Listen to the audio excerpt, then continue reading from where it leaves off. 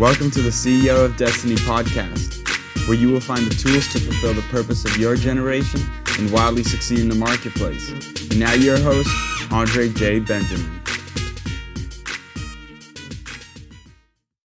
Greetings. Welcome to the CEO of Destiny show. I'm your host, Andre J. Benjamin. I am delighted today to have an exciting guest that I know will be beneficial to you. Piyush Patel is hailing from Oklahoma City, which we have a love-hate relationship over in the Pacific Northwest because we love when we saw some of our talent go there and go to other places, but we also don't hold anything against the people in the state because they didn't do it to us. But yes, there's a sore spot. But he's the founder of Digital-Tutors. He's also an investor. He's also a philanthropist, a charity donor, just a tremendous leader. And we're delighted to have him on to talk about just his journey, as well as how to hold some difficult conversations. I know a lot of people in our audience are trying to figure out, when you have a team, how do you navigate through those difficult conversations? How do you not almost ambush? And I love how he lays that out in his book, that you don't kind of ambush people. There's a little bit more to it. So welcome, Piyush, to the show. How are you? I'm wonderful, man. Thank you for having me.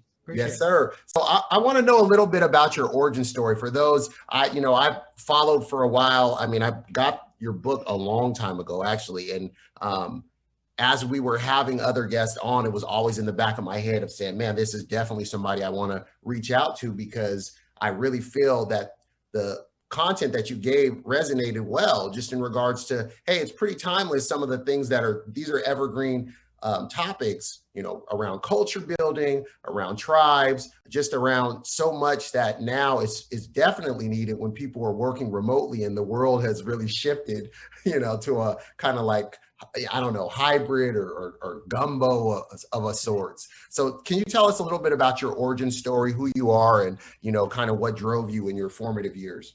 Yeah, you bet. So, I was born in London, England. I moved to the United States when I was 4 years old. My parents picked El Reno, Oklahoma, because that was literally the center of the United States. It's where Highway 81 and Highway 66 cross. And they said, that's where we've got to go. And they had a little motel. And so if you've ever been in a family business, it means everybody works in the family business. And it was, as soon as I was old enough to look over the counter, they're like, okay, you're in charge. We got to go to run to Walmart, or we got to go to this family member. And so I've always been in this customer centric mode. The challenge for me was, my parents were not going to have this trust fund for me as, one day they're going to leave this empire to me. It was we're giving you an opportunity. And they had very clear expectations of what that opportunity meant. It was either lawyer, doctor, engineer, pick one, right? The fourth option is disgrace. You can choose that if you'd rather have that.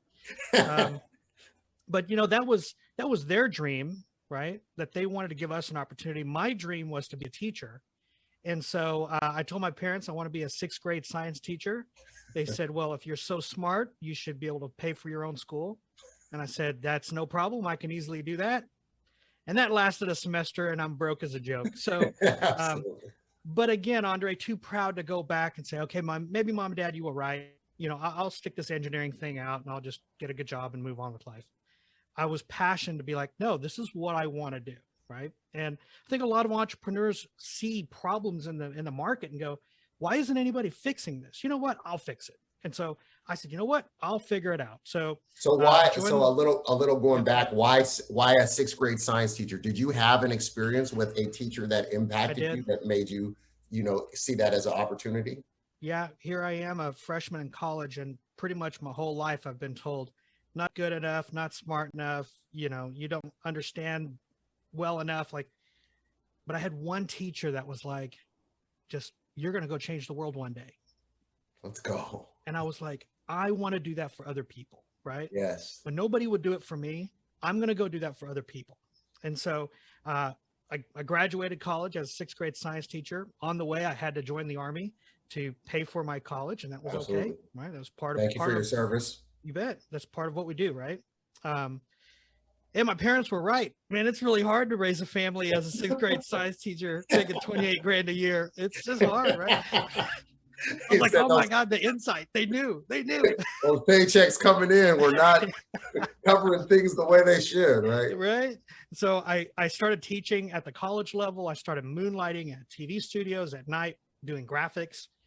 And I quickly figured out, How did you learn graphics? Oh, I'm a product of Star Wars and Indiana Jones and just video games, right? My dad said, and this was just a defining moment, 4th grade, I remember it like it was yesterday. I was just a terrible student, right? And it was because I'm just bored out of my mind. Like, I get it, but this is not fun. Let me have fun, right? And fun for me was making things, building things, creating things. My 4th grade, my father said, look, if you bring home all A's, I'll buy you an Atari. Let's go. And I was like, okay, I'm going to get to work. Let's go. And I worked and I worked and I brought home all A's and an A-. And my dad said, well, that's not all A's. I said, but it is. It's an A just with a line next to it. And he's like, nope, not all A's. No Atari. Now it's years later that I realized they just didn't have the money. Yeah. They were never going to be able to buy me an Atari, right? My dad just set this crazy goal and figured he's never going to reach it. Yeah. So that's lesson number 1, right? As entrepreneurs, as leaders, as founders, as supervisors, when you set an incentive out there and your people crush it, you can't renege it. You can't renegotiate and go, I don't know. Well, let me change the goalpost again, right? Yeah, it can't be a moving goalpost because it's soul crushing, right? It crushes you. And so this set this like, you don't want to buy me an Atari? No problem. I'm going to get so deep in the industry that Atari's going to buy from me. Let's go. Right? Let's go. And so that's just put that chip on your shoulder, right? Oh my God. That gas, that battery pack.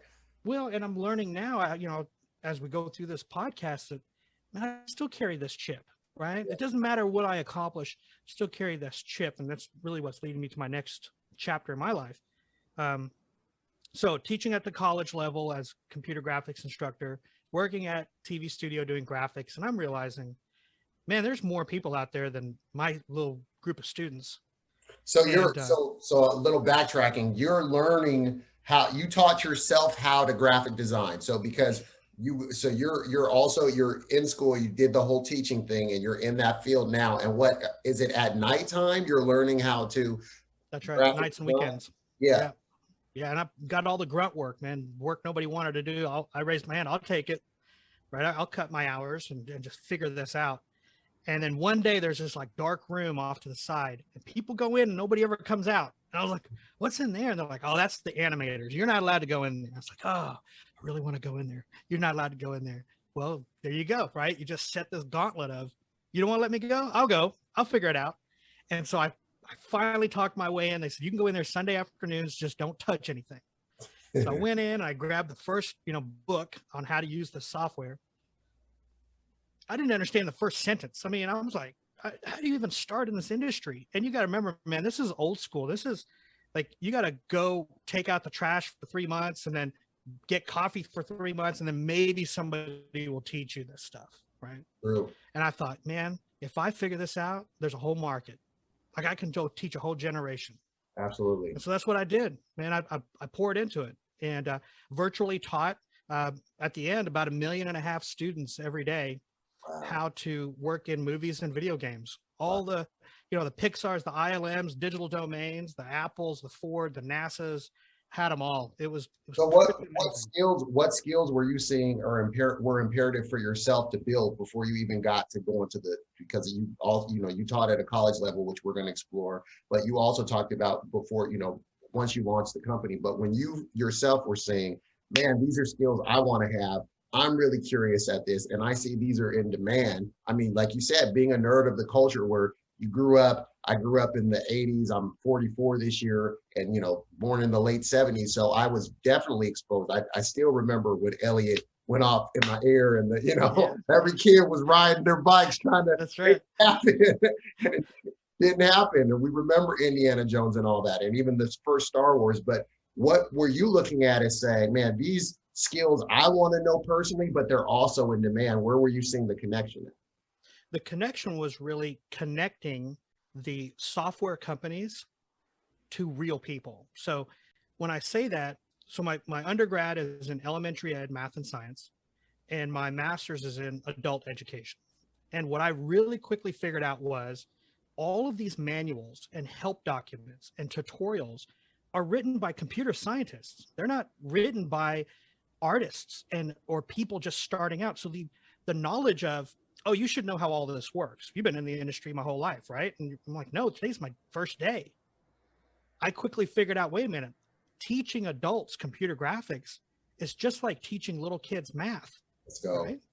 And I can translate all these skills that I've learned in helping adults learn this new thing. And it just took off. So the books you said they were dense. They were people's head. You were saying this is dry. This is putting people to sleep. You were trying to figure out how to demystify it and how to decode it the same way you would a student that's bored in school. You were saying, how can I really make this appealing to them? Yeah. You took your own experience. Now, if you go back to when your parents, what did they expose you to in terms of work ethic? Now, I know you talked about him incentivizing you, or, now decentivizing because of how it turned out. But what were they exposing you to in terms of work ethic? And then also in terms of, like you said, it wasn't going to be an empire, but were you also exposed to the value, or did you start to think about things like wealth creation and whatnot, and like looking and saying, do we have any assets? Do you even know what an asset is at that time when you're a kid? And as you're watching your parents work, are you looking at the quality of life and saying, man, I respect them, yet I also know that there's more out there? What was going through your head? And take us back to a little bit about the work ethic and also what you were seeing in terms of, assets, liabilities, all this type of thing. Thank you for listening to today's episode. Do us a favor. If this was useful in any way for you, please go to iTunes and leave us a review. Reviews will allow others to easily discover the podcast. If you'd like more information and to receive a free download, Rediscover Your Destiny, go to ceoofdestiny.com. Thanks again, and tune in next time.